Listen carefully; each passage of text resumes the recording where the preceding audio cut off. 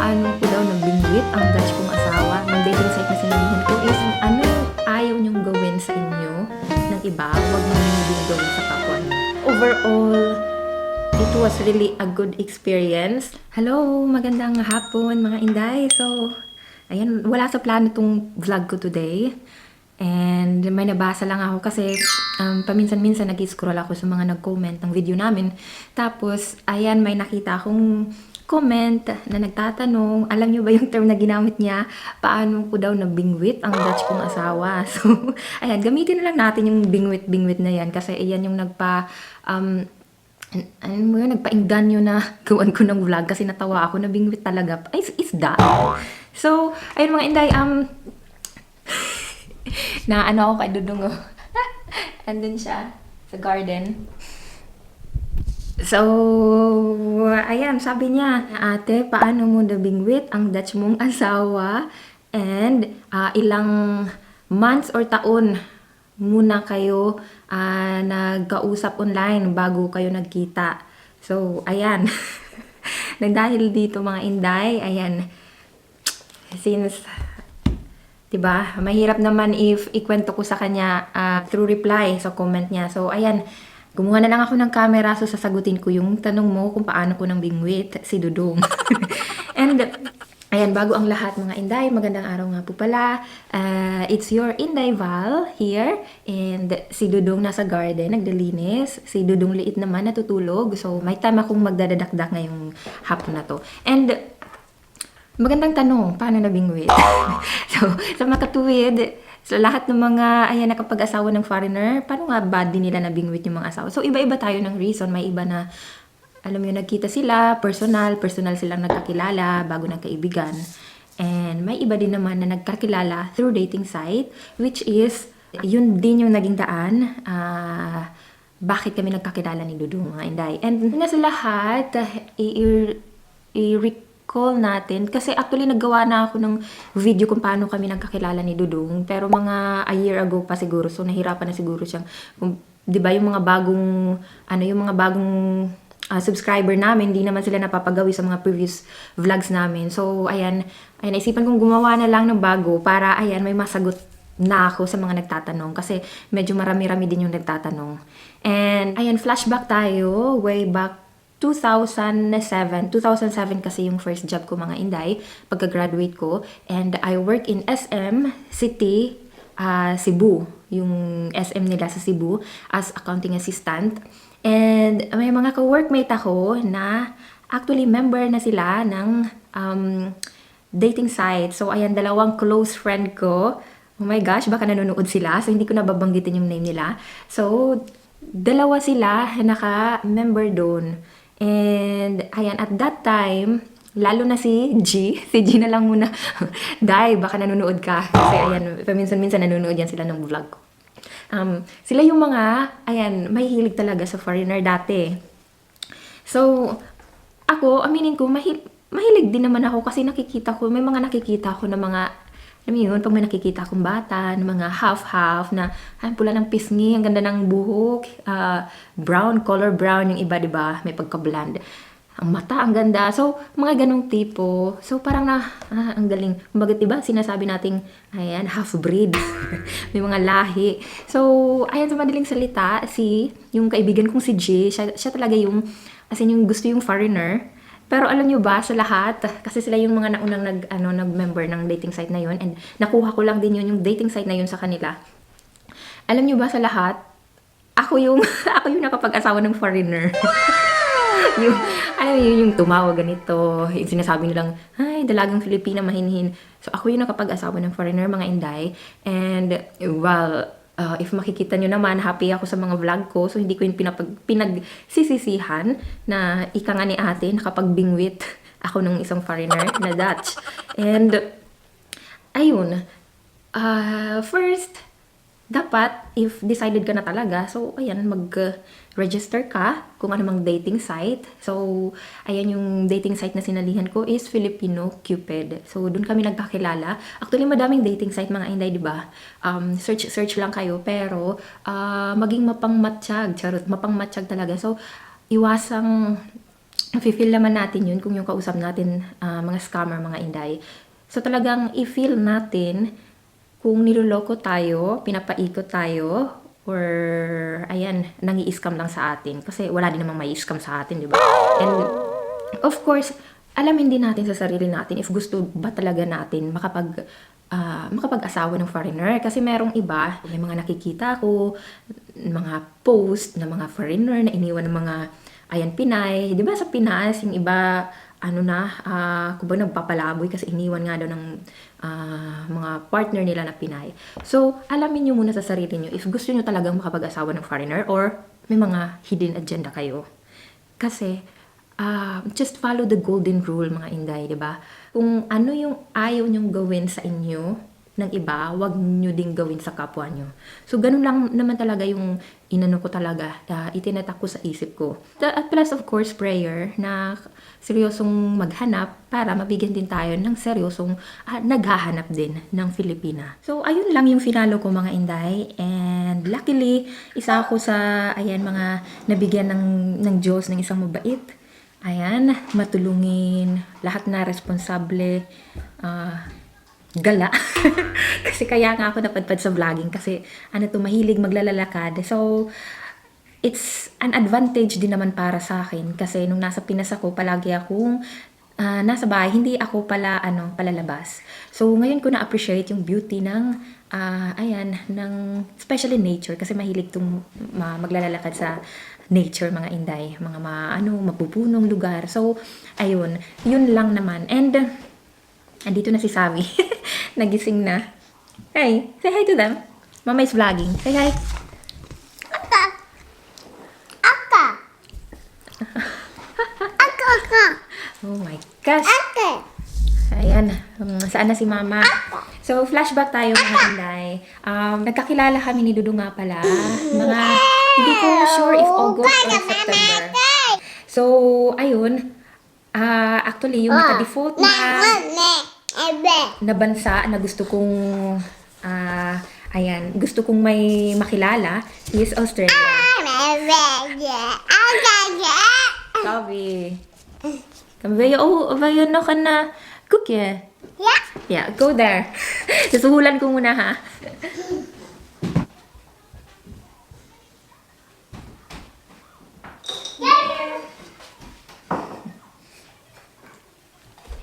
So, ayun na nga, balik tayo, mga inday. Yung country talaga na naka-default sa profile ko, so Filipino Cupid, is Australia. Kasi, nandun nakatira yung ate ko. And, di ba, pag may mga problema, kumbaga, mabilis lang kasi may kamag-anak ka dun. Kaya lang, of course, hindi natin hawak ang tadhana. So, hindi talaga ako para doon. Para talaga ako dito. Kasi, si Wibe, bago siya na member sa Filipino Cupid. Nga pala, nag-decide talaga siya na, in the future, sabi niya dati na, Asian yung gusto niyang mapapangasawa. Kasi nga yung dalawa, sa girlfriend niya dito, yung girlfriend niya dito, Indonesian. Dito na nakatira since dito na pinanganak. And yun, nagustuhan niya yung, kumbaga, yung culture at yung ugali ng Asian.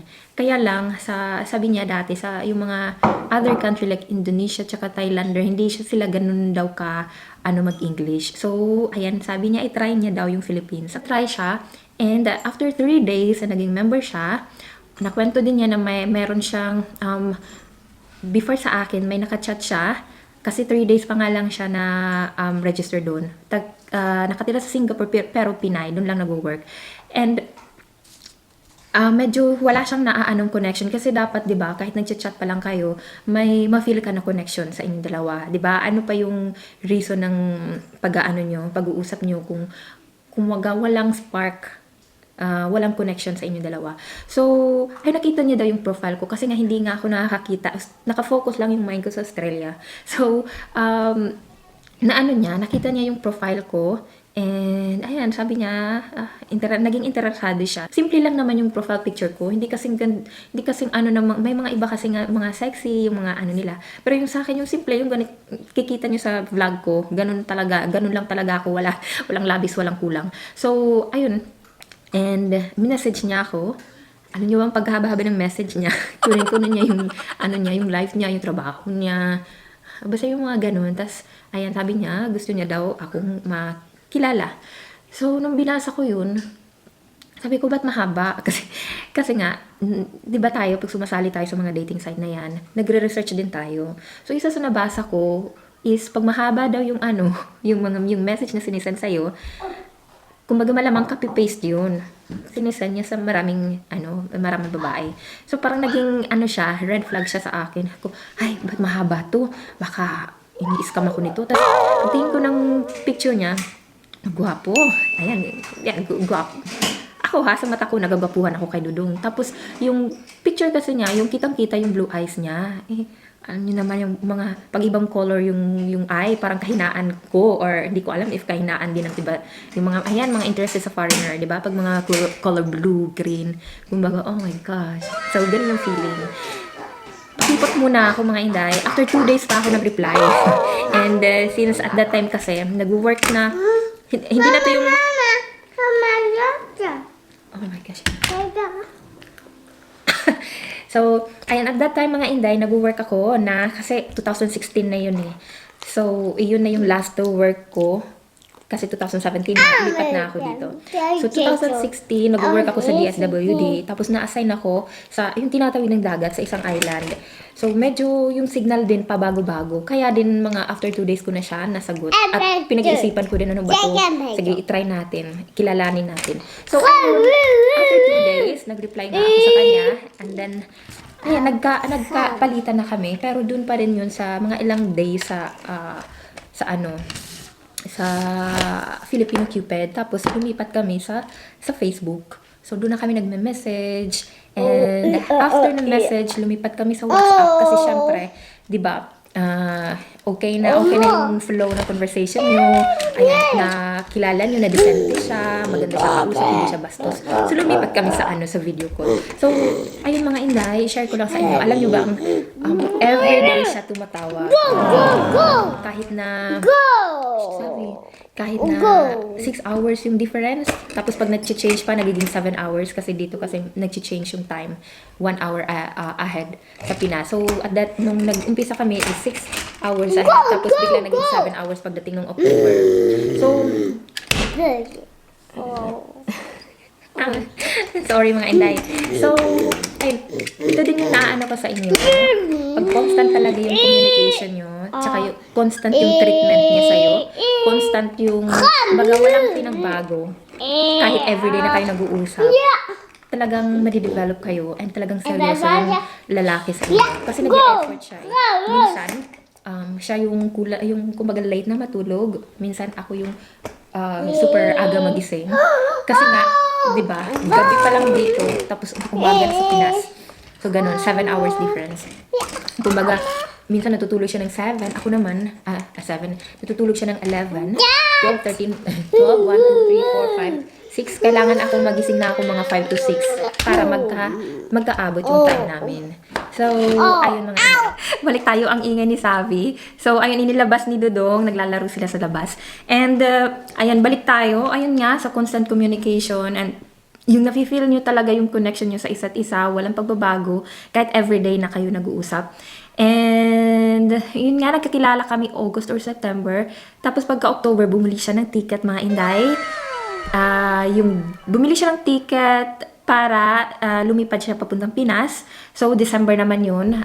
Tiniming niya na Pasko para daw parang Christmas gift niya na first meeting namin. So, ganun lang mga inday. In a span of 3 months, ayan, everyday yun. Everyday yung conversation namin, everyday yung pag-uusap namin. May isa lang akong naalala na hindi kami nagkausap kasi nga walang signal, pabago-bago kasi na-assign ako. Finance facilitator ako ng DSWD sa summer dati. So, na-assign ako, tinatawid siya ng dagat. So, minsan, yung signal talagang pangit. So, ayun, yun yung time na naalala ko na hindi kami nakapag-usap. And yung isang time na parang tinest niya ako kasi nga that time siya palagi yung tumatawag. Ayan pa. Pahaba hair ang style ni Inday kasi. So siya yung parang nag-e-effort palagi. So na-feel niya na Parang bakit parang ako na lang daw palagi. Kumbaga siya, sa feeling niya, ako na lang palagi yung nag-e-effort, baka hindi daw ako interested. Hindi ako ganun ka-interested sa kanya daw. Kasi hindi daw ako yung unang nag-aano, na ano, kumusta. Kasi nga, ay nako, hindi ko alam bakit ganun yung ugali ko. So, ayun, na ano niya, na misinterpret niya yung ganung scenario. So, 3-9 niyang hindi ako kausapin ng ilang days. Ako naman, syempre, everyday kayo nag-uusap, tapos ganun biglaan. So, parang, nabahala ako, parang, ay, ba't ganun? So, hindi pala ganun talaga kaseryoso siya. So yun, kinausap ko siya, nagkausap kami na gano'n. And ayun, napaliwanag niya na, ayun, tinitest niya daw ako kasi feeling daw niya parang hindi ganun ako kaano sa kanya. Yun, to make the story short, na pag-usapan naman namin and nasettle namin kaagad yung issue na yun. Hanggang sa, ayun na nga, nung October, nag-surprise siya sa akin na, ayan, Christmas gift daw niya is magkita kami personal. So, lumipad siya ng Pinas, eksaktong 25 ng hapon, pero nagstay muna siya ng 1 night sa Manila. Tapos, nung 26, ayan, nagkita kami sa Bohol, mga Inday. And, hindi ko alam ano yung mararamdaman mo. Hindi ko alam yung ano din yung naramdaman nyo, yung may mga, ayan, may mga jowang foreigner dyan na first nag-meet. Kasi yung naramdaman ko dati, parang nahiha ako, alam nyo yun, ito kasi, ganun kasi, ako yung, pumunta ako ng Bohol, so, ayan, sakay ako ng ferry, tapos, kumbaga baliktad, hindi ako ang nag-ano, kasi gusto ko, sana yung dati na ako yung meet sa kanya sa airport. Kaya lang, sabi niya baka haggard daw yung face niya. Ganun, kailangan daw mag-freshen up muna siya. So, ayun, nung maggagabi siya, kasi ang pagdating niya sa Manila, mga 5:30 siguro. Tapos, ayun, natulog lang siya, nag-rest lang siya. Pagka kinabukasan na maaga-maaga, yun yung flight niya pupuntang Bohol. Bakit naisipan namin Bohol? Kasi nga si Wibe mahilig sa beach. And yun yung sinuggest ko kasi maganda din naman ang Bohol. So, ayan, sinearch namin. Ayan, compared to Boracay, mas mahal yung lahat. Accommodation, basta mas mahal siya compared sa Bohol. So, yun yung inano ko sa kanya, sinuggest ko sa kanya. And, ayan, balik tayo nung unang kita namin sa port ng Bohol. So, siya yung sumundo sa akin, mga Inday. So, nakasando siya. Chuk, sando. Tapos nakakap, tapos blue eyes. Tapos, syempre, from paggaling ka dito, malamig, pupunta ka doon. So, yung kaputian mo, di ba? Kitang-kita yung kaputian mo to think na that time, winter yung dito. So, nag-start yung winter dito sa Netherlands, October. So, December siya pumunta. So, talagang always balot. So, pag always ka balot, medyo puputi ka. Especially siya, maputi na siya. So, ayun, nung pumunta siya sa Pinas, talagang matingkad talaga yung kaputian niya compare sa iba. So, ay, lakad ako. Alam niyo ba, yung ferry kasi, di ba, napunta ako sa upuan, na-assign na upuan na yung tirak ng araw ang init. Nakakaloka. So, as in, pinapawis na pawis ako. Hindi ko, oh my gosh, baka ano na yung amoy ko. Kasi 2 hours ba naman yung init, nakaano sa'yo. Tapos, ayun, yung first namin na-meet, ay, gusto niya mag-hug, ganun siya. Tapos ako nahihiya ako, baka yung amoy araw, di ba?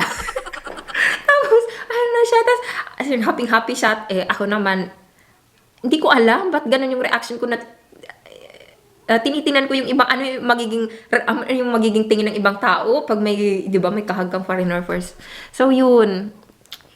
And hanggang ngayon natatawa kami, kasi nga, nung nag-hug siya, parang ako, parang ayokong mag-hug. Natatawa daw siya sa reaction, hanggang ngayon pinagtatawa na namin yun. And parang feeling niya, ba't ayaw akong i-hug nito? Parang welcome hug because alam mo yun, nag-travel nga siya ng 18 hours from Netherlands to Philippines. Tapos, of course, yung baga, he need that welcome hug. So, ayun mga Inday. And, ayan, super ganda and super, kung ano yung pinakita niya sa through chat namin, through video call namin, kung ano yung pinakita niya dati, yun din yung pinakita niya nung nag-meet kami hanggang sa natapos yung yung vacation niya sa Pinas. And yun pa rin yung pinapakita niya hanggang ngayon. So mas diba, sino ba naman ang hindi mas lalong mapapaibig sa ganyang lalaki, diba? And yun yung interesado siya i-meet yung family ko, sinamit din niya yung family ko, and nakakaloka pa kasi kinakabahan siya. Ano daw yung yung expectation nila, ano yung i-expect ng parents ko, ng kapatid ko sa kanya. So, pero overall, it was really a good experience na as in hanggang ngayon nakatatak pa rin sa isipan namin dalawa na pag every time na pag-uusapan namin yun na nung time na kinakabahan siya, hindi siya mapakalakad siya ng lakad nung magmi-meet na sila ng parents ko at ng kapatid ko, ng pamangkin ko at ng asawa ng kapatid ko, para siyang hindi mapakali, baka daw hindi siya magustuhan. So ayun mga inday, and the rest was history. Edi actually mga inday, pagka 2 weeks lang kasi siya sa Pinas, 6 or 7 balik na siya dito sa Netherlands. Tapos same month nag-process din ako ng tourist visa ko papunta dito. So ako naman yung bumisita papunta dito, and end of January na approve yung tourist visa ko, and February ayan lumipad ako papunta dito, of course to meet also his family, to para malaman yung kultura nila dito, yung weather nila, of course winter pagdating ko, sa sobrang lamig. And ito din mga inday, sa mga gustong yung may mga jowang Dutch dyan, yung ginawa ko habang nandito ako, nagtuturist ako, nag-aaral na ako ng Dutch. Kasi dito, before if gusto mo tumira magtitake ka muna ng Dutch sa Netherlands Embassy dun sa Pinas. Pag napasa mo yun, yung A1 na Dutch, isa yun sa requirements para sa visa na, maibibigay nila para temporary kang tumira dito. So yun yung 5 years. And pagdating dito, within 3 years, kailangan mong mag-take another exam. So A2 naman yun. So ayan, huwag kayong mag-alala, hindi naman ganun hindi ganun kahirap. So ayan, okay na ako dun. So more than 3 years na ako nakatira dito, and ayan na, pag naano na yung pandemic na to, mag-a-apply kami for naturalization para ayan, permanent na ako dito, and makakuha na din ako ng Dutch passport. So ganun yung kwentong pag-ibig namin mga inday. And nga pala, ayan, magdadalawa na yung baby namin. So ayun lang siguro yung may share ko sa'yo ate. Sana nasagot ko yung katanungan mo kung paano ko nabingwit ang Dutch kong asawa. And sa mga hindi pa po nakapag-subscribe at nagustuhan yung video namin and na-inspire, may mga iba't ibang video po kami. Pwede yung pong may scroll. Mahilig kaming mag-camping, mahilig kaming maggagagala. If hindi pandemic, wala kami dito sa Netherlands. So, mahilig kaming mag-travel. And please don't forget to subscribe to our channel, and pakihit na din po yung notification bell para sa mga interesado pong mag-subscribe sa channel namin. And till next time po, bye!